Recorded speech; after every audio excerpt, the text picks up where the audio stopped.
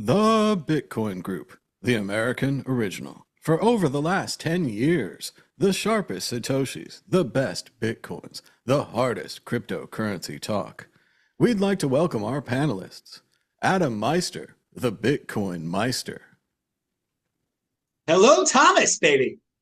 And I'm Thomas Hunt from the World Crypto Network. Moving on to issue 1.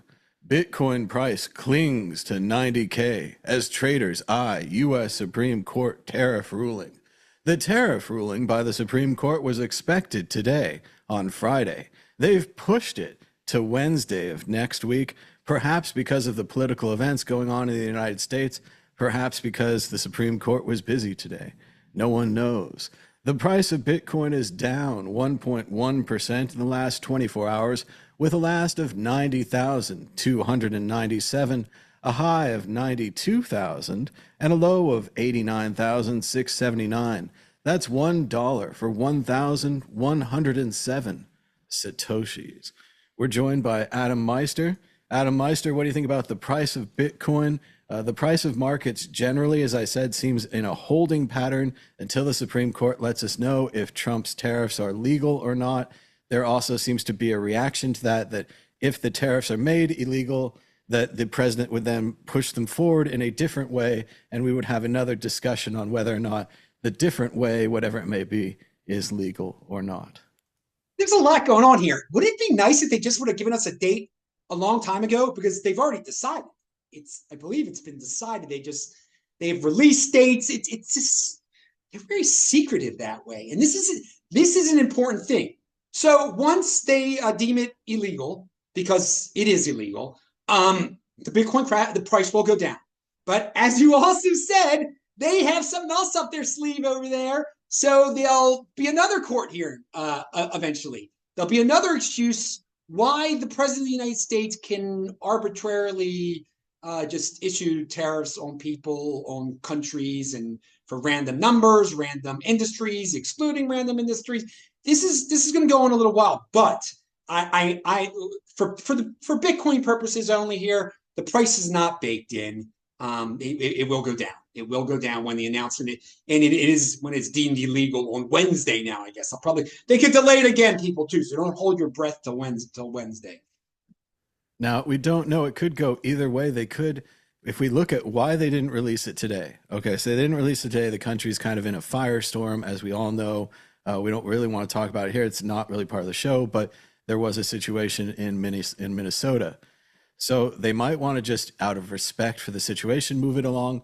Or if they're thinking strategically, if they're actually going to give the president more power, give him the power to do tariffs unilaterally, which would increase the powers of the president. Maybe they don't want to do that with people in the streets. On the other side, if they're going to actually reduce the power of the president, that would please the people in the streets. However, as we've discussed, they have some kind of backup plan. They're going to run them through in a different way.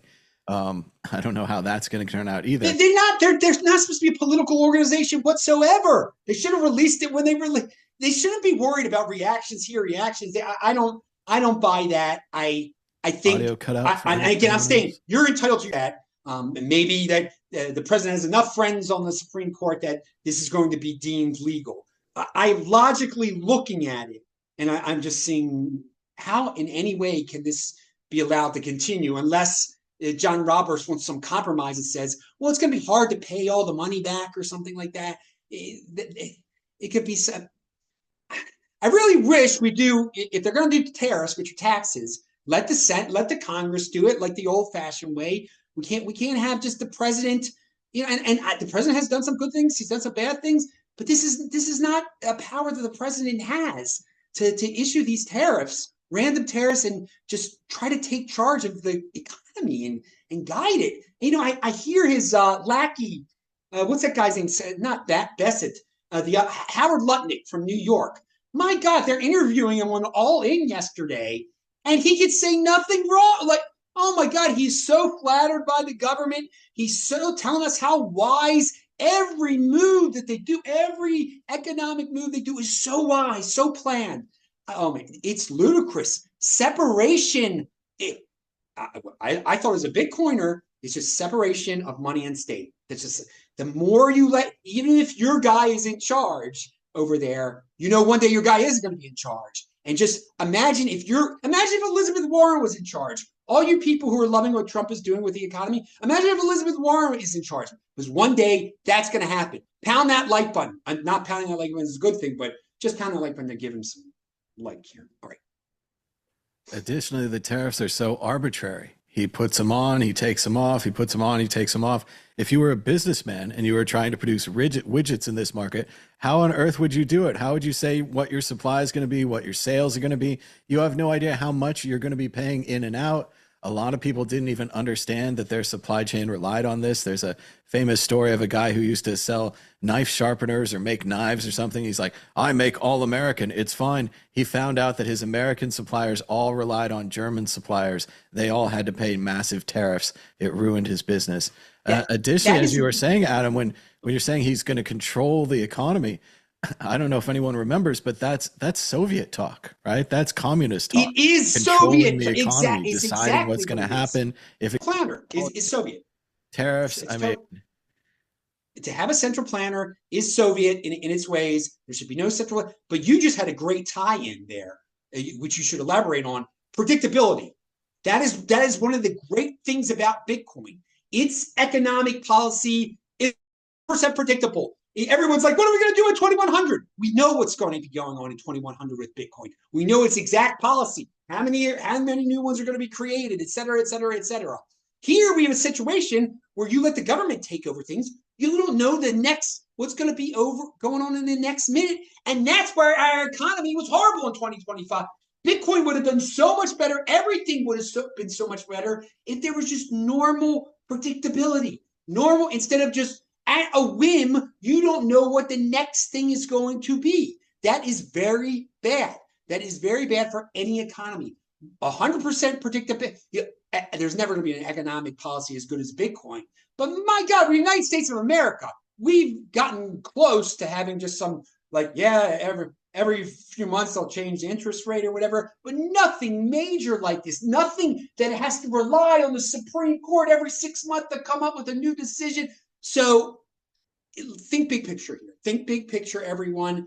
Let's just have something stay the same, just like Bitcoin is. If you're a Bitcoiner, you're really grasping this, grokking this now, I hope. Like, our economic policy in Bitcoin never changes. Let's try to get closer to that in the United States instead of just having this randomness.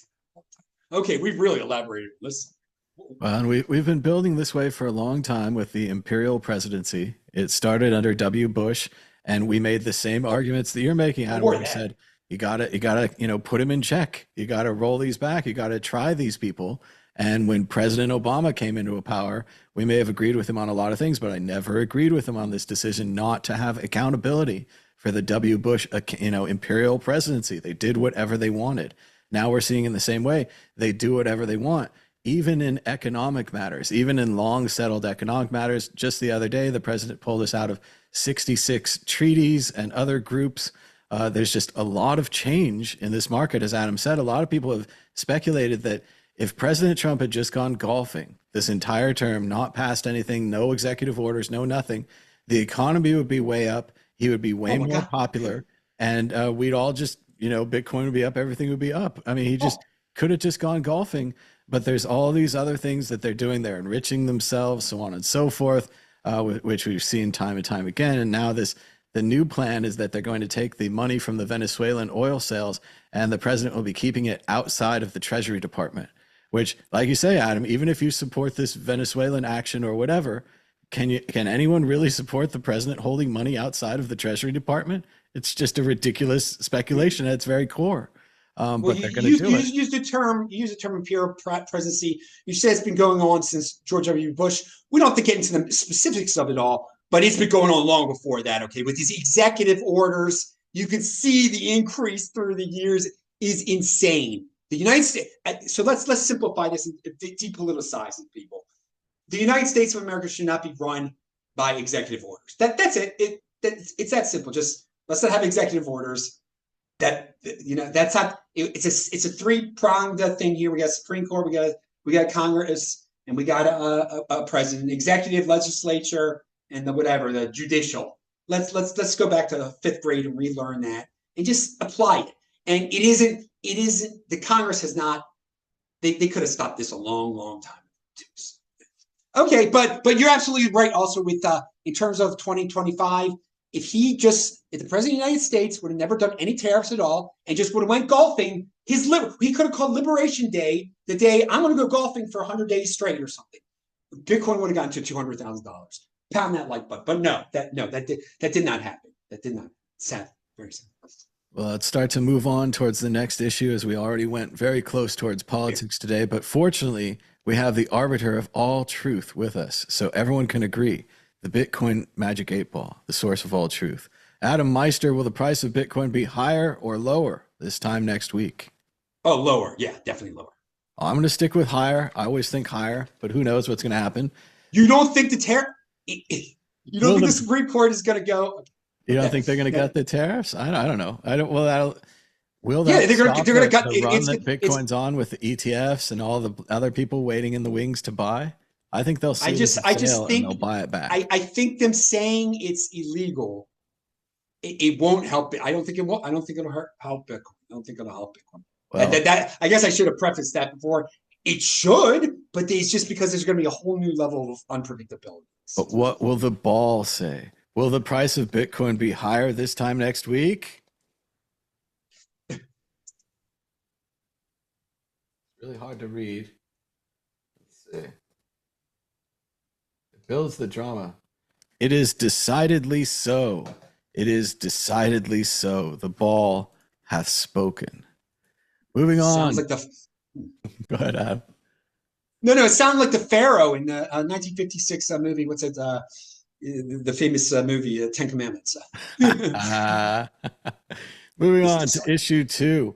Walmart to accept Bitcoin at the checkout. Walmart now enables Bitcoin payments at the checkout via OnePay Cash, tapping 150 million customers. I've also seen people celebrating. They take Ethereum, they take Solana. I guess this company takes a lot of different coins.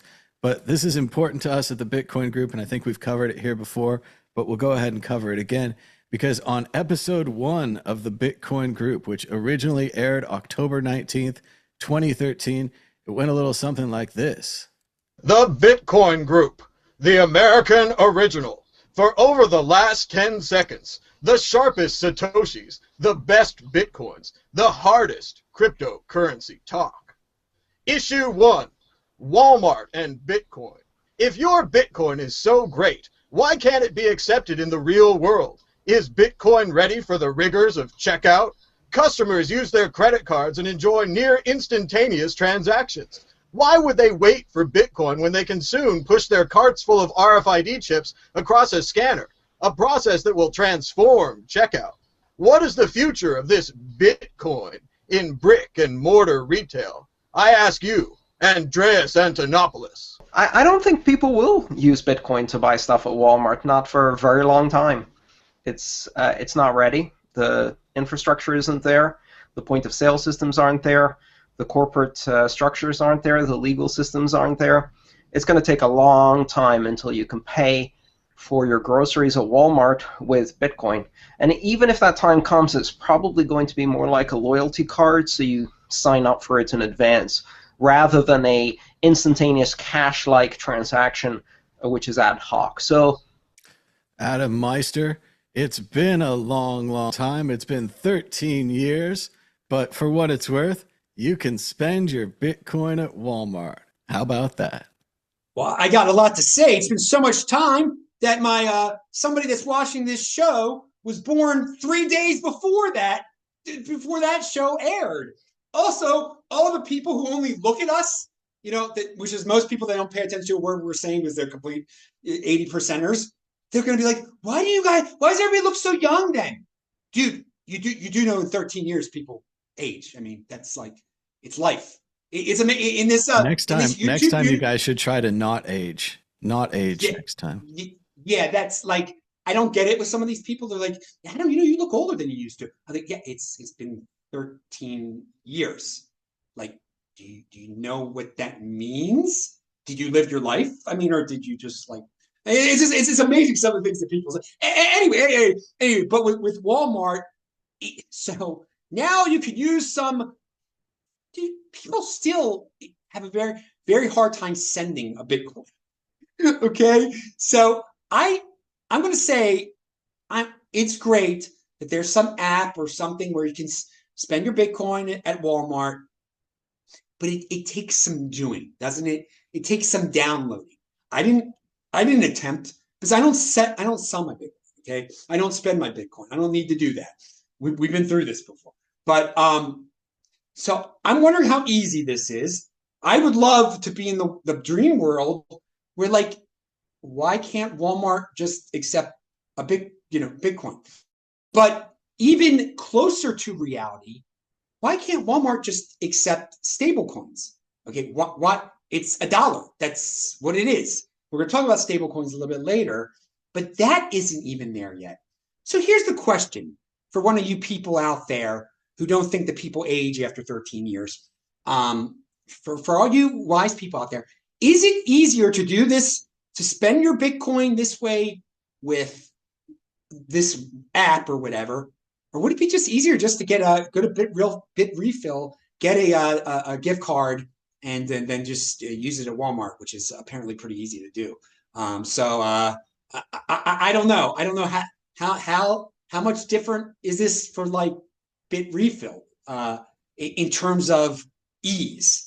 And well, that's just I'm really looking forward to the world when and supposedly we have the regulation now. It's supposedly the groundwork has been laid where I can just get my tether and spend my tether at Walmart. Why can't I do that? Why? I mean, well, Elizabeth Warren says no because it's going to make people poor or something. But okay, so we're not there yet. So we've kind of been through this news before. Is what I'm saying a little bit. It's definitely an intermediary step. The app probably holds your Bitcoin, probably sends it to pretend Walmart. The company pays Walmart a bunch of money at the end of the month or whatever, some kind of settlement plan. But because they don't, we're not talking about how long it's going to take to send the Bitcoin. No one's mentioning the Lightning Network here. And Walmart isn't building a big hoard of Bitcoin as you would expect them to, given what's happened so far. But it's still Bitcoin being accepted at Walmart. Let's go to our next panelist, Derek J. Derek J. I disagree strongly with Andreas. I think it's just around the corner. In 9 months, there will be a release of a new app for Google Glass called Glass Pay, which allows users, among other things, to go shopping in a regular retail store and scan the UPCs of their items with their eyes or their phone and pay with Bitcoin without even waiting in a line. So their advantages are obvious. People prefer to use the self-checkout. This removes just one more layer of the payment process. So it's only a matter of time, and I think that time is quick. Davi Barker. Derek thinks 9 months. That was an incredibly quick prediction. He's also incredibly futuristic with the Google Glass. That was wrong. Also, I was very wrong on RFID chips. There was an idea that you could have a magical shopping cart. Everything you put in the cart tells you how much money is on the little thing. I'm sure they tested that, and they're like, yeah, we shouldn't tell people how much money is in the cart. And then the same way, you could just drive the cart across the checkout thing, and it would, cash out all your things, and checkout would be so easy. That didn't happen either. The closest we've got, I've seen a thing at the grocery store. You can walk around with a little scanner, and you can scan all the items yourself. And then, I don't know, I guess they'll check your cart like they do at Costco, make sure you didn't sneak any, expensive items on there. We also didn't predict that the grocery stores would become prisons with all of the deodorants and soaps held behind glass containers everywhere, and you got to get a key, and the liquor aisle is like a panopticon, and lady watches you the whole time. You just got to get a bottle of whiskey. But that's not in the predictions. Let's go one more back to the retro for Davi Parker. Let's see what Davi said. I'm middle of the road here. I think Andreas is right. I think technologically we're not there. I think Derek is right. I think the innovations are right around the corner. It's just a matter of demand. If it becomes something that there is a strong demand for, someone will design the software and the hardware, and it'll happen. And right now there isn't. Right now it seems like Bitcoin mostly lives online, and that's okay. Andreas, you seem to disagree with Derek. That was an incredibly reasonable take there by Davi Barker, waiting for the demand, which, as we've seen, has caused whatever this company is, OnePay, to quote offer Bitcoin. And in the same way, everyone in the comments of the chat could say they're offering Solana or Ethereum or GoGo Coin or whatever's on their platform. Who knows? Anything they want to add that their cousin made. But still, it's neat to see, and it's a classic Bitcoin group episode. When I Googled YouTube Bitcoin group number 001, it came right up, and it said that the tagline that I think Google wrote or something, it says, "It's going to take a long time until you can pay for your groceries at Walmart with Bitcoin." Well, that time is up. That time is today. That's mainly what I want to say about this issue. Well, I think something in the old video also shows is like, it takes a long time, dudes. So many people had predictions like, yes, everyone will be spending Bitcoin in 2018 or something. I mean, and yeah, supply demand for a product. A lot of people have not wanted to spend their Bitcoin, but people do want to spend their stable coins. So let's get into that a little bit more. Developers and regulators. Oh God! All right. And there's certainly been lots of stories this year about people selling and buying their Bitcoin. And also, I was going to say all the predictions were wrong this year. Everybody said 200K end of year, Yeah. 300K end of year, all this. 400. It doesn't matter what's happening. There's the Santa Claus rally. There's a Thanksgiving rally. It's a end of Christmas, after Christmas rally. There's a rally. Nothing that seemed to happen. The price seemed to ignore all these people. We didn't get to do this was not in, review, but Thomas, this wasn't in our topic list, but I did want to say there's a lot of people who are like, the cycle is dead. You know what, people? So far, there is absolutely zero evidence the cycle is dead. In fact, the cycle is 100% alive at this point. For all you people, because show it to me, people. When's it going to get back to 127,000? Show it to me, people. Show it to me, because it hasn't happened. And that means the cycle thing will be different. But we are in 2022, 2028, 2014 again. And I see I'm the biggest optimist in the world. Please, Hashem, show us how this year is different from all those other years, that all of a sudden the cycle is over. But nothing has been shown to show this at all. Nothing at all. The only thing that people are like, the cycle is over, is because the peak of the last cycle in late 2025 was not as high as they wanted it to be, because, well, we discussed some of the reasons why earlier. But no, so people are very disappointed in $127,000. Yeah, you should be. But it's still, well, in the long run, it's a lot better than buying at $600 a piece, when it gets to 127,000. So, but still, no, dudes, yeah, no proof at all that the cycle is that these legendary super cycle has begun. This thing, no, it's still the 4-year cycle. There's nothing at this point as of we're January 9th, 2026, and yeah, the cycle is alive. I don't know if the cycle's dead or not, but I'm sure tired of good news not helping Bitcoin. We're getting all this positive regulation. All these senators are talking about it. The president's talking about it. MicroStrategy keeps buying it. It's just good news after good news after good news. And you look to the market and you think, can we get a little bump here? We get a little 5%, get a little 10%. No, 3% up, 3% down, kill all the longs, kill all the shorts. And it just keeps happening. So I don't know what's going on with the price of Bitcoin, but we keep waiting. Moving on to the next issue, check out worldcryptonetwork.com. We've got 4,713 videos. You could watch them for 3 months, 23 days, and 8 hours straight, consecutive with no breaks. That would be awesome. Issue 3, Venezuela, the $60 billion Bitcoin shadow reserved. Markets are focused on the $17 trillion in oil that Venezuela owns. But what about Venezuela as being the largest Bitcoin holder in the world? Rumors on the internet abound that Venezuela has secretly been accepting perhaps Tether or other stable coins for its oil, then storing the profits in Bitcoin. They may have Bitcoin and Tether, etc., worth $60 billion. which would be enough to rebuild the Venezuelan oil derricks. Maybe we could get some oil out of there.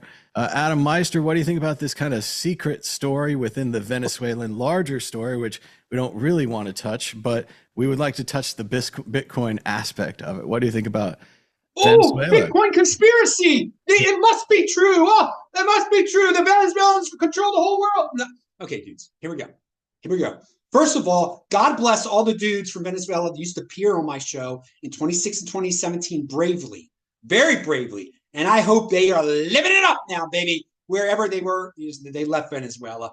There was a guy named Gabriel. There was Maximo. There were all sorts of great people from Venezuela, and I hope they're close to coming back. But some things they used to tell me was how the people would run illegal Bitcoin miners. The government would confiscate them, because your local corrupt official would steal some Bitcoin.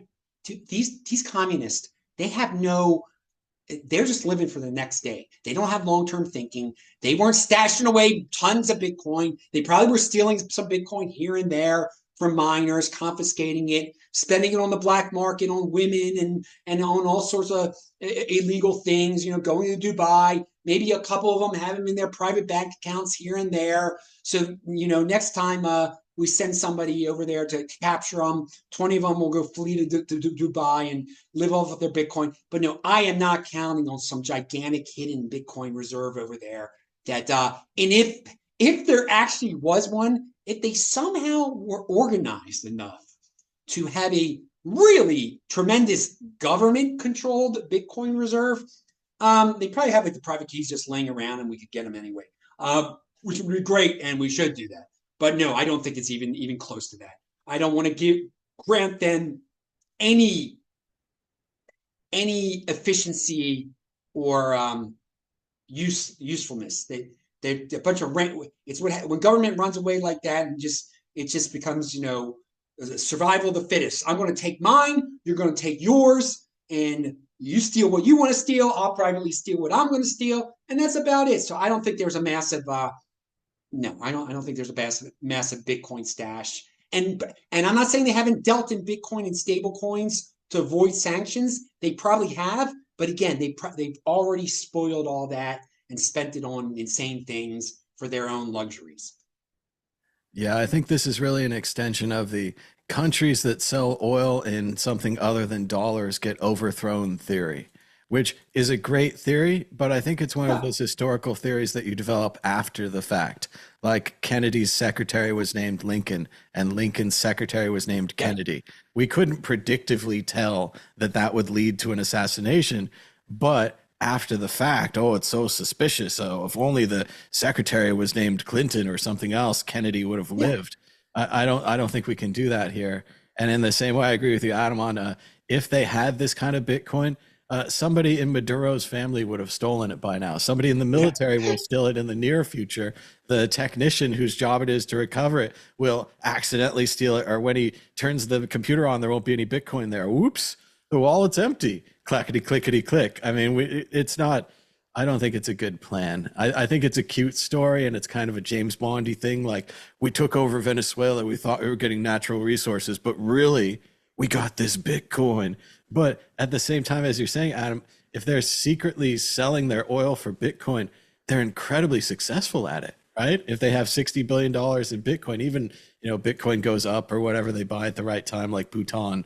But still, how much oil were they selling underneath our noses that we wouldn't know about? And if we were going to interdict it, why wouldn't we interdict the oil or the Bitcoin or both or the tether or whatever it is? Yeah. So no, not a big story, but interesting Bitcoin and international relations, huh?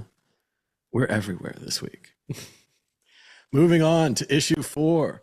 Jamie Dimon, the CEO of Chase, goes on national TV and says, crypto is better than the current financial system. The experiment phase is over. As Bitcoin_Teddy writes on Twitter, this is the pivot of the century. And the story come out just a little later. JP Morgan, as run by Dimon, tokenizes cash on Ethereum and redraws Wall Street's map. Everyone is talking about tokenized stock markets. on blockchains, running 24/7 with accountability in the public, all the things we've been talking about for a decade now. But Jamie Morgan's with us this time. Jamie Dimon is with us. Adam Meister, what do you think about Jamie Dimon changing his mind? His son or daughter or something owned crypto the whole time. He told us it was a rat poison, terrible, and all these things, and it would go to zero, and no technology, not interesting. Maybe the blockchain, but not Bitcoin and all of that. And then now here we are, stable coins and cash and stocks on a blockchain. So yeah, he said crypto is better than banks. Well, let's simplify it. Yeah, if you're gonna start your own stable coin, basically you own your own bank. And it's a lot easier and cheaper to own Tether than it is to run a gigantic worldwide bank with all these regulations and offices and physical locations and stuff. I mean, what Tether is worth is incredible. And what some of these decentralized finance platforms are worth more than like the 50th largest bank in the United States, and it's some crazy numbers there. So he just seen the facts. Yeah, crypto is better than banks. It is. It's more efficient. He'll be able to. He's got a plan to transfer J.P. Morgan to be a total stable coin or something like that. I don't know. That would save him a lot of money. That would make him a lot of money. And if and believe you me, they're going to be fully regulated and compliant. So they'll really be able to take this to a whole new level for all those people who just. And still, there's still a huge percentage of Americans who don't want to touch Bitcoin or cryptocurrency because there's no big name affiliated with it. But all of a sudden, if there's a JP Morgan coin, then yeah, you'll probably be able to spend that JP Morgan coin at Walmart really easily. And Americans will like that a lot. But hey, up until proven differently, the world has chosen Tether, by the way, over all of the stable coins. It still is the number one stable coin. So all those other ones out there who have a lot of people in the media, including like Jason Calhannis over at All In, who just their whole job is like to FUD Tether. I mean, it's embarrassing with that Jason guy says about Tether every week. He's repeating things from like 2019. I thought he'd be ashamed of himself. He has no shame. He has no shame because he's moved from New York to California to Texas, and he doesn't see what the problem is exactly. That why people hate him still because he's still talking about. Oh, well, yeah, maybe we should have some regulation here and some higher taxes here in Texas. Whatever. Anyway, I've gone off on a tangent here. But what I am saying is that yes, these stable coins are better than banks, but we still have a huge vested interest in traditional banking and traditional regulation that all they're going to do is FUD Tether. And yet Tether is still the number one stable coin on earth. So it's very interesting what the public has said with their pocketbook in terms of all these high level FUDders out there. And yeah, JP, I'm sure what's his face over JP Morgan will he'll FUD Tether, of course. It's outside the United States, totally unregulated, blah, blah, blah. Even though the Tether guy is trying to do all this stuff to ingratiate himself with the United States government. Okay, tangent there. Sorry. I still think Tether might be the most dangerous of the stable coins. If they had to pick one that won, if it was that one, it's kind of the Binance of stable coins. They're kind of out there. They have a lot of U.S. treasuries. If they decide tomorrow they don't like U.S. treasuries, they're going to buy Danish treasuries or something else, could rock the market, could change the world. Like, obviously they won't do that, but that kind of power that they could just put their thumb on whatever their massive investments go to because they did so well. As Josh says all the time whenever he's here, Tether made big bets on Bitcoin at the bottom of Bitcoin, big risky bets that might have included some customer funds nobody knows, and they did very well. So if you make big bets and win, no one cares. If you make big bets and lose, that's when they all come for you. And to come back to JP Morgan and Jamie Dimon, what do you do? If you put cash and all these things on blockchains and Ethereum and all these decentralized distributed networks, and you use Bitcoin and Tether and stablecoins, what do you guys do again? Like, what is your part of this? And again, everyone invited you. We all wanted these guys to be a part of it. We had them at conventions. They asked them questions over and over again. What do you think of Bitcoin? Have you read any books about it? Have you thought about it yet? Nobody thought about it. Every week they're like fudding it, attacking it, telling us it's rat poison, all this stuff, just going after Bitcoin. And one of the things I think Adam said that was really interesting, he says, we have a vested interest in these old systems. And I think in a way we do. And maybe, as Patton said, we should have a little pity on them. Maybe the Bitcoin overlords and the Tether overlords of the future should save the legacy banking system in the same way we should save the legacy telephone system. It might be useful in the future. But again, I don't know what these guys do. I don't know why they exist. And especially because they didn't tell you about this 10 years ago. What good are you? Well, it's not the preservation of the system per se. They're going to the new system. It's what's on that system is what they're preserving, and people still want their stocks in dollars, dudes. I don't like stocks at all. I think they're hard, but people are addicted. They need their stock portfolio. This is an easier way to put your to have it all on the blockchain, whatever he plans to do over there. But this other thing is that whether we like it or not, as Bitcoiners, the dollar is still the number one. Is the world reserve currency, and I see no reason why it won't be the world reserve currency for a very, very, very, very. People want the dollar. People, and in the United States, we're comfortable enough to say, oh, it kind of sucks because of this, that, and it. No. So what does J.P. Morgan do? They just preserve the dollar dominance even more. That's part of what they do, and they print their own dollars and stuff through lending and all that stuff. So that's what they do, but it's going to be a lot easier for the dollar to dominate because of the blockchain. These stable coins, dude, these stable coins are going to destroy. And I've been saying this for a long time, a lot of third world currencies. If you can get your hands easily on a digital dollar, why you holding on to the Zimbabwe? Well, there's no the Mozambique, whatever it is, or the Nigerian Naira. Why are you going to hold a Nigerian? And people are probably like, oh, Meister, why should Nigeria is going to have more people in the United States by 2050? So that ain't no joke. It is a third world, disgusting place where they keep on printing the Nigerian Naira or whatever. That's a disgrace, obviously.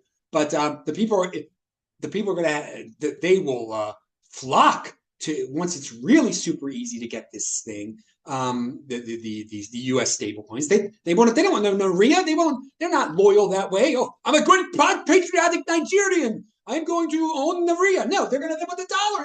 But Naria's gone down the toilet since 2015. Actually, if you go on my channel, you can see. I said, hey, you people in Nigeria, it's 2015. I was just in South Africa. You're going through this inflation thing. You should buy yourself some Bitcoin. They didn't, but indeed, this is not like a newfangled thing. But trust me, there's a lot worse than Naira out there too. A lot worse than the Nigerian. The whole every French former colony, their currencies are like the living, not even the living dead. It's really some horrible stuff in some of these West African countries. So yeah, they'll be put out of their misery. They're going to be saved by the U.S. dollar on Tether and all this other stuff. Once it's put into their nation easier. May it happen soon. It's strange for all the technology and all the work put into Bitcoin. What people really want are these stable coins. They want these dollar-backed coins. As Bitcoiners, we never really saw, maybe as cypherpunks or libertarians, we didn't see the rise of these things. So okay, if you're on an exchange and you want to sell into something that's not dollars so you don't get a taxable event, maybe you sell into a stable coin. So I thought that was a very small usage area. But as we know, Tether has billions and billions of dollars now. So we are hugely wrong on that. What Meister's saying, other countries using Tether, people using Tether and other stable coins for business, is apparently happening all the time. And I assume these companies like Tether are getting some kind of a percentage kickback from all of these usage, some kind of transaction fee, and they are raking in the dough. So it's going great for them. It's something we never foresaw. Satoshi never foresaw. I'm not even sure if Bitcoin was meant to have value, if it was just a test net or whatever. But what seems to have succeeded against all Bitcoiner dreams is Tether and these other stable coins. And now we're seeing legislation being made, which, as we all know, will create a protected environment where companies like Tether will continue to thrive as Coinbase would, having that advantage on all of its prospective opponents, that entrenched advantage. Hey, but make it easier for digital anything to be used in the United States. It's just it's good for Bitcoin. It's good for Bitcoin if it's easier to use Tether in the United States. It is. It's one step closer. So I'm not one of those guys who's like religious, a Bitcoin inquisitionist that think like that just automatically says Tether's an S coin. Tether's a nah. Come on, it helps people all around the world. So there's my take on it. Well, and remember, in the long run of Bitcoin history, there's all this time where people ignore Bitcoin and they say no to it and they reject it, and it would just go through another one of those periods where people are like, "Oh, stable coins are so great," like they thought ICOs were so great, or they thought altcoins were so great, or they thought this was the next Bitcoin or that is the next Bitcoin. And in the same way that I've talked before about this being a golden age where you can just sell your Bitcoins for dollars at this exchange and they just show up in your account and nothing happens. There's a future perhaps where Bitcoin is again the underground currency, the pirate currency, the hacker currency. Everyone uses Tether, except when you really need to buy something you really want, then you use Bitcoin. And again, it just limps along in this background, another network, another year of perfect service, still being mined, still being updated, still being a part of things, but maybe it's not the Walmart of currencies. Maybe it's the, I don't know, some kind of small store like GameStop or something. Well, I don't think it'll ever go back to what you just said, namely because of the Michael Saylors of the world who have, bought tremendous amounts. And they made up this, what's the asset called? A digital asset. I mean, it's completely insane. You just buy a bunch of Bitcoin and this is your company, which is great. I mean, it doesn't make that much financial sense, but we don't need to get into that. But it's not going to go from that to like the backwoods again. It does seem eventually that they'll have to look at it and say, "Oh, we let a Trojan horse into our walls. We should take this Trojan horse back outside." No, there's right no now we. they're making lots of money and they have the paper Bitcoin and whatever else they're running that we don't know about. But in the long term, I think we'll go back underground again. Well, you would need a totalitarian dictatorship for the entire world. So we'd have a lot more to worry about. But anyway, okay, we've gone off on tangent. Let's move next subject. Well, Meister's not here all day here. Let's do this thing. Working on that. But the exit question, this just in. Bank of America officially begins recommending that their clients invest up to 4% of their portfolio in Bitcoin and crypto. Adam Meister, what do you think? I mean, I think 4% is probably too low, but this is an awesome recommendation from a major bank. This is something if you went in and had a financial advisor, they'd say, hey, put some in stocks, some in mutual funds, some in this Bitcoin and crypto thing. You never know what could happen. I mean, it's good news. Boomers are the richest demographic on earth right now, and they only do what their financial advisors tell them to. So that's why this is big news, because they don't think for themselves anymore. They just do what someone else tells them to do. So now that that's kosher, they will their financial advisors will feel there is 75-year-old financial advisors will tell them to do that, and maybe it'll help. Maybe more Bitcoin will actually be purchased. But so that's the news is. As I see it, not that what percent it is, just that there's a certain very wealthy and hey, if they don't do it, sadly eventually they die, and then their Zoomer grandkids or whatever will just blow it on a lot of things like Bitcoin, and not blow it on, but just spend it all. It's trillions of dollars. It's unbelievable the amount of money of wealth that boomers control. And baby, I'm telling you, the Zoomers. They're not going to be as strong-handed with the wealth when it comes their way. It has been quite a thing, though, as we've always said that we're telling you about Bitcoin when no one else is. This is your chance to buy it when it's a weird thing in the woods that no one knows about. Now the banks are actively supporting it, so maybe not that much up in the future if everyone's buying it. But then again, it is just more buying pressure, more people buying Bitcoin. Next up, we've got some quick stories. We're just going to go through these pretty fast. End of show quick stories. A Bitcoin mining water heater is actually real and you can buy it. Announced at CES and trumpeted all over the world in every Twitter account and every news story. the Bitcoin mining water heater. Everyone has just discovered that Bitcoin makes heat and you can use it for stuff. This company has a water heater that doubles as a Bitcoin miner. As they say, it might even pay you to heat water, ending the horrible amount of money that you've been wasting heating water. Adam Meister, what do you think about the Bitcoin powered water heater? And keep in mind, the entire internet is going nuts about this story. Everything on Twitter is Bitcoin powered water mining heater. They can't believe it. And that's to say nothing of the possibility we haven't even talked about. There's a lottery ticket possibility. I don't know how they do it, but maybe if your water miner heater, water heating miner, if it catches the right lottery ticket, maybe you get the full reward, or you get a bonus or something. Who knows? Oh my God.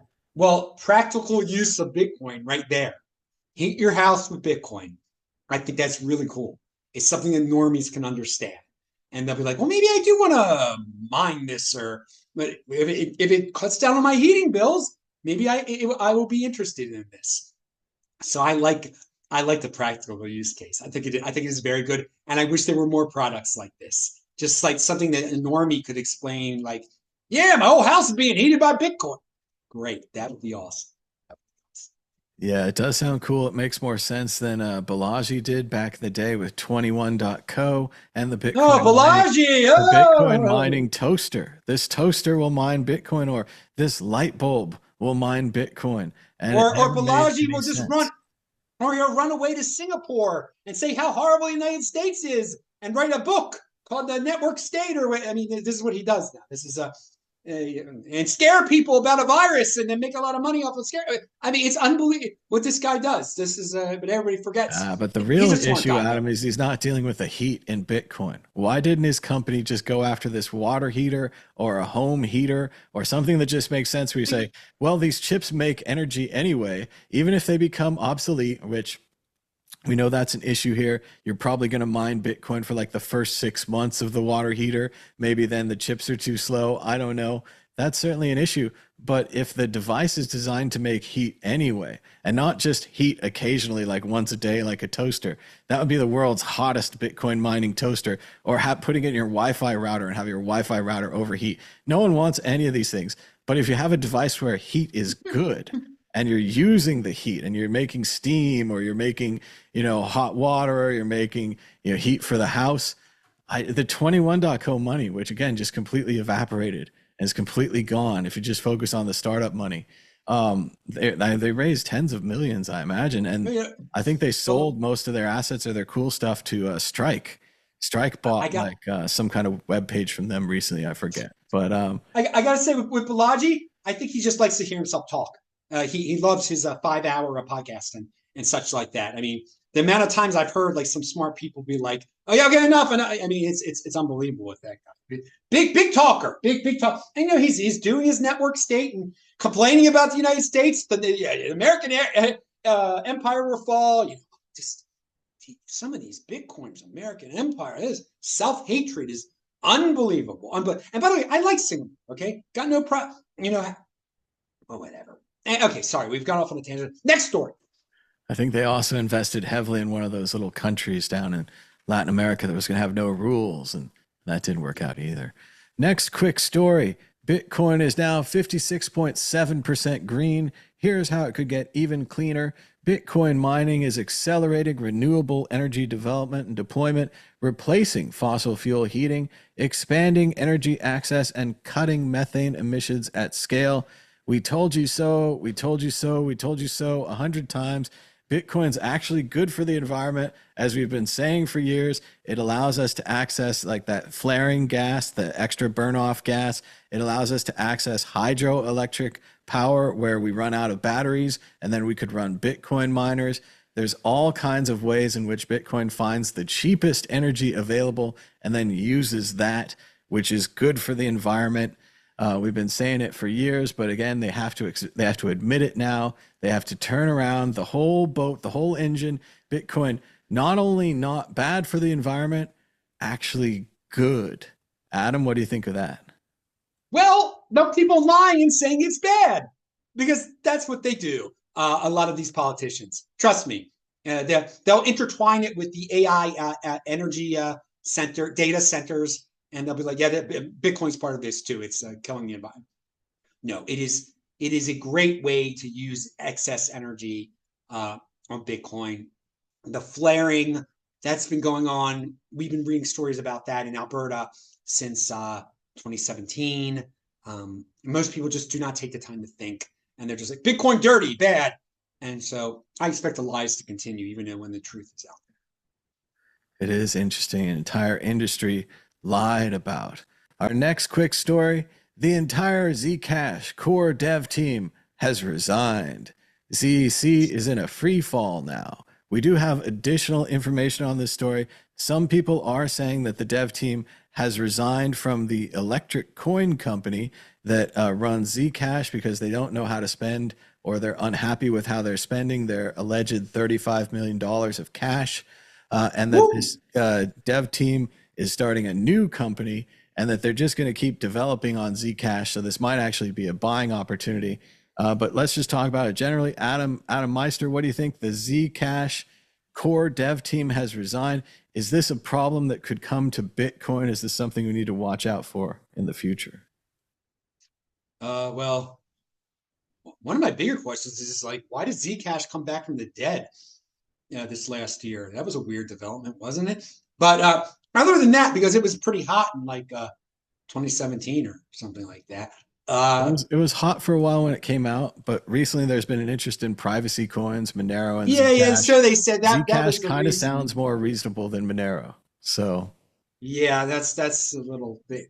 These gimmick coins, they come. I've seen them come and go. Altcoin flavor of the month, but yeah, it's been altcoin flavor of the month in 2 different decades. No, I'm not too worried about that for Bitcoin. This is a totally centralized coin and everything. Bitcoin has developers and people doing different things all over the world. And to tell you the truth, there's been a lot of that drama in their Bitcoin world of developing and stuff. And most of the people who hold Bitcoin don't give a rat's tuchus about it. So, like, no, I'm not too worried. Something like this happening to Bitcoin, it affecting Bitcoin in any way. Bitcoin is pretty straightforward what it is, and doesn't need that many changes or any changes. So yeah, I mean, when you got something like Zcash, you always got to come up with the Zcash 2.0 or 3.0 type of thing. Bitcoin doesn't have that worry, and Bitcoin does not have a centralized authority like the Zcash people did right there that all quit or get fired or whatever. it is a specific weakness of Zcash and other centralized coins that they'd have this centralized dev team that could get fired. Of course, because they tried to get fancy. We're going to have a company called the Electric Development. I mean, this is Ethereum had the same thing. We've got a foundation. We got. Well, remember Bitcoin for Zcash, a big part of this is that they had the block reward. So part of every block, and I don't know the details, not involved, I assume goes to the electric coin company. Yeah. Then they pay the devs, or they hire advertising, or go on vacation, or whatever they're going to do with the money, which has been hailed as a big idea. A lot of people liked the founders reward. Other people, my friend Rhett Creighton famously edited it out, made the other, not Zcash, what's it called? Some other thing. And Bitcoin private, Zen coin, be private, Zcash classic or something, Z classic. Oh, what a time to be alive! All of those things. And again, what was so funny about that is when they took the dev reward away, they found it was hard to get people to develop on the new chain. And so I think they were going to fork it, reinstitute a dev reward, and call it Zen or whatever, some other new coin. But it's still happening. It's still going. Either way, I mean, it sounds like I think Zcash is going to be okay. People are freaking out about the downturn, but it seems like the devs are going to go work for another company, and the company itself still has allegedly $35 million to develop whatever this project is. So it's still going to go good. The real tragedy out there is I saw my friend Ryan Taylor, who's been making a lot of stuff with the ZK AV Club, and they just record videos and they educate people about Zcoin and other cryptos and things like that. They just got a huge grant, and I'm kind of guessing that it's denominated in Zcash, and the dang Zcash just went down. So I'm afraid that the value of their huge grant went down. But I still hope the best for them. I'm psyched they got a huge grant, which again is another thing, Bitcoin doesn't have. We don't have any grant systems. We never got a grant for this show or any of the shows we've done. So that is a thing. Maybe it's good, maybe it's bad. I don't know. Dash. Wow. Yeah. Don't value your wealth in Zcash, people. There's a lesson right there. Value your wealth in Bitcoin. Pound that level. It is a big thing though. You get a grant, and I think it was like a 250 $250,000 grant at the time that it was received. But then obviously we've seen Zcash decline, so maybe 200, maybe 180. I don't know, but still awesome, and shows how sometimes these decentralized things can work out. Although at other times, I've heard that other people won the Zcash grants and they had really great proposals, and then they did absolutely nothing. So they just took the money, and it's really hard to say if you could even have any accountability on that. They're kind of working for you. It's kind of a grant. They're kind of not working for you. Their reputation's on the line, but people will sell their reputations. We've seen that. But we've got some more quick stories here, just really quickly. Wyoming's Frontier stablecoin debuts. Will it offer yield? The Wyoming Frontier stable token is now available to the public 4 months after its official launch. And I was just skimming the article here, trying to figure it out, trying to say, what the heck is this for? Who is going to use this Wyoming? Not yet. It's not for anything yet. It's like interbank transactions. It's like, make it for people. Let the state of it's just simple, dudes. I kept looking. I was like, can you pay for parking tickets? Can you pay for your taxes? Can you pay for your government services? Any way for the people to be involved in this Wyoming coin, which would make sense. This little itty bitty state, no one lives there. Get the people involved. But that's not what's happening. That's what Caitlin wants. That. It's that simple. Let there be a state bank or whatever, and let them issue a bunch of Wyoming coin. That's it, and it's backed. And you believe your state bank of Wyoming or whatever, that there's a bunch of dollars or what treasuries sitting in the bank, and then it starts to circulate. You pay your taxes, and it's awesome. And it isn't that at all yet. It should be. Even that makes no sense. Like, is Wyoming going to go against the federal government? Are they going to just tell people patriotically, like, feel good when you spend Wyoming coin, and you create a circular environment of the Wyoming, and then it never leaves us, and then we as a Wyoming government gets rich, and then they build you, I don't know, a space center or a big telescope or something. I don't know what you want in Wyoming. It would leave Wyoming, though. That's the thing. It would be great. It would start traveling, and then all other states would do the same type of thing, because there is as Tether and all these things guys have proved, when you own your own stable coin, there is profit in there. There's like automatic amazing profit. So yeah, I wish Wyoming would be allowed to do their experiment fully. This is nowhere close to full. This is nowhere close to like 1% even. I don't know. So it's just another news story. Another Wyoming. I give her all the credit in the world, Caitlin Long. Just keep on trying, keep on pushing it. And that would be fantastic, Adam, if we had 50 states with 50 coins and they were all competing against each other. And part of it would be an economic argument. Another argument would be the cool factor, the cachet. Oh, I only spend California coin, or, oh, I use New York coin because that's the cool one, or whatever. I don't think Wyoming coin would be the winner in this battle. But what if they could be the first? I mean, it'd be great. And like you say, they have to do it. It's like a local currency, like the Brixton pound or whatever. We say, have pride in your local community, spend Wyoming coin, like make a choice, jump through all these hoops, use a really weird wallet, take a bunch of risk with your money, take a bunch of risk with your value, do all this stuff for patriotic state related reasons of a local state. It's a very tough sell. But it's kind of, I mean, again, if they put up signs in the grocery stores and start charging in Wyoming coin, I mean, I don't know what it's, I don't know what ease of use would make it an easy sale. If it was easy to use, that's it. It would be great. But okay. If it was a digital dollar and you could send it from person to person, and you could just pay in your wallet, and it was a good app on your phone, and you'd walk around and you'd be like, hey, hi, Wyominger, and, send them $1, and hey, I want to buy a coffee with Wyoming coin, beep, beep, and, just did it. I don't know. It could be cool, but I don't think that's what that is. So we'll wait till the next Wyoming coin. The next short issue, Trump is pardoning CZ, then Binance is moving to the UAE. According to Sitebringer at the profit _ profit _ not a great name, is not coincidence. It's coordinated power migration, jurisdictional realignment, and that the U.S. legal system manufactured pressure on CZ. CZ gave up and then relocated from the U.S. to UAE. And I just thought it was interesting. We talk about CZ and Binance all the time, how they moved out of Malta when Malta started to ask for tax money. They moved out of some other country when they asked for tax money. Then they said, we don't exist in any country at all. And now I guess they're moving to the UAE. So just a brief update on this continued band of alleged would-be pirates. Adam, what do you think? They're moving to UAE. Binance keeps moving around. It's like a sci-fi It's novel. two different things. They keep moving around. Yeah.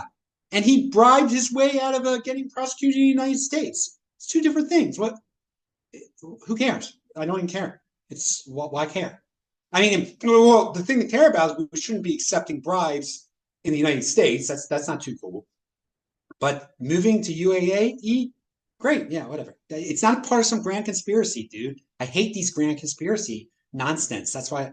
Seems like the greater conspiracy would be for him to stay in the United States because he's paid his penalty there. He has presumed legal safety there. He can pay additional fines. That would be control in the UAE. So that would be the conspiracy. That would be it. Like, he bribed his way out of prosecution, and now he gets to open his business that no one else would let him open anywhere else in the United States, which he just bribed. So, like, going to the UAE is not part of that at all. So that's it. You're absolutely right there. Absolutely. And there is a possibility that there's a counter in the president. You walk up to the counter, you say, "Hey, I've got $5 million and I want a pardon," and they don't necessarily care about your background. They want $5 million. They're selling the pardon. They're not like lifelong business partners with CZ. They're not buddies forever. They had a deal. It was a good deal. I think both sides benefited from buying a pardon, allegedly, of course. Moving on to the next quick issue. Did the DOJ prosecutors violate Trump's executive order by selling the forfeited Samurai Wallet Bitcoin? And I got to go against Bitcoin Magazine here in quite a lot way. I don't think they violated it at all. I think it's an existing law that criminal property from a criminal case, putting aside the Samurai Wallet issue, so on and so forth, if we just say that it's criminal property like a boat or a painting or a Rolex watch or whatever it is, the standard practice is for the Justice Department to sell it, to get it into dollars, which again, the United States government owns. It's good for them. And I don't think this was any different. I'm aware of the executive order, so on and so forth. I don't think it supersedes victims' restitution, paying for the police officers, everything else that's done with this money. I think it's going to keep happening. I think if they want to build a strategic Bitcoin reserve, they need to stack up the balls, pass some legislation, and put actual money into it. Like if you want to say buy $500 million or whatever your number is of Bitcoin, great. That's a strategic Bitcoin reserve. If you say we're going to take all of the change from Community Chest and Chance and all of the late fees from Blockbuster, and we're going to put that into Bitcoin or whatever, that's not a Bitcoin reserve. That's these little scraps. And I don't think that they can get into the Justice Department to get this criminal property. Adam Meister, what do you think? Bitcoin Magazine, a little right wing on this one, I think. Yeah, they seem to be just doing what they usually do with money that they've confiscated, right? I mean, that's what you. That's I'm not too worried about this. I don't care. Yeah. Yeah, I think it's standard stuff. And again, if they want to make a Bitcoin reserve, pass the actual legislation, spend some real money, and then we'll start the horrible counter of how much money they made with the reserve or how much money they lost with the reserve, depending on if they buy at a good time or not, and then how long they're willing to wait. If we wait 5 years, it seems all right. Next quick issue, and there's not much to this. Trump crypto venture World Liberty applies for bank charter. And it's just interesting seeing more crypto firms becoming banks. This one's no different. Will allow them to expand their stablecoin operations As Adam said, it's all about stable coins. This is also coming up in the United States Senate, where they'll be voting on crypto market structure on January 15th. So we have the Supreme Court tariff decision coming up, and we have the crypto market structure. Crypto market structure is expected to pass and would likely protect Tether and other stable coins, as we've seen in the past. Adam Meister, what do you think about the U.S. Bank charter, perhaps for World Liberty Financial, and then the all-important crypto structure legislation? The World Liberty Financial thing has been so shady since the beginning. Like my special advisor's son, I'm going to give him lots of privileges. He can open a stable coin, but nobody else can open a stable coin. I mean, it really looks horrible. They have no World Liberty Financial is just a bunch of young guys that pulled some crypto ideas out of their tuchluses. You and I have encountered such men a million times over the last since 2013. So why them? Why do they get to have their own bank or their even to have all this special? We shouldn't have all these darn regulations and rules. Anybody should be able to create their own stable coin. Okay, anybody should be able to create their own bank is what I say. And so these limitations, these regulations, just are all about the ring of power. And the current administration has no shame in using the ring of power for their friends and relatives out in the open. I mean, it's just like these guys have no special qualifications to have. World Liberty Financial is just a joke. Again, we've seen dudes like this come up with these ideas for years and years on the internet. At they would have been in ICOs if they were old enough in 2017. These were the same type of, and sure, God bless them, let them do that. Let them have that experience back in 2017 or whatever. But don't like give them a whole bank because of it. It's just crazy. It's just absolutely insane. And that anytime I hear that the term World Liberty Financial, I totally cringe. I mean, I just think like, how can anyone even with a straight face pretend this is a legitimate organization? It's been a beautiful crime spree, but I fear the same for the stablecoin legislation and the supposed market clarity. It seems like it's mainly going to protect current market participants and make it hard for people to join the market. The same thing we've seen with all of the past legislations, where it's going to put up barriers, make it harder to get in, harder to start a business, harder to run a business, so on and so forth. I'm interested, though, in the timing, the way that the Supreme Court thing and the crypto bill are starting to link up. I don't think that's going to be good for us, but it does look like we're going to have some really large events, because although we've said the news hasn't affected things, if we did have some form of regulatory clarity for Bitcoin, yes, there is an idea that that would make the price finally go up. At the same time, as Adam and I said, this tariff issue, I don't know, it's a pretty unpopular issue, so on and so forth, but a lot of money has been collected. Costco has already sued the administration to get their money back. If these tariffs are overturned by the court, Costco will want the money back. As we've said, the administration has some kind of alternative plan where they're going to run the tariffs through anyway. I don't know if the Supreme Court's going to overturn that alternative plan as well.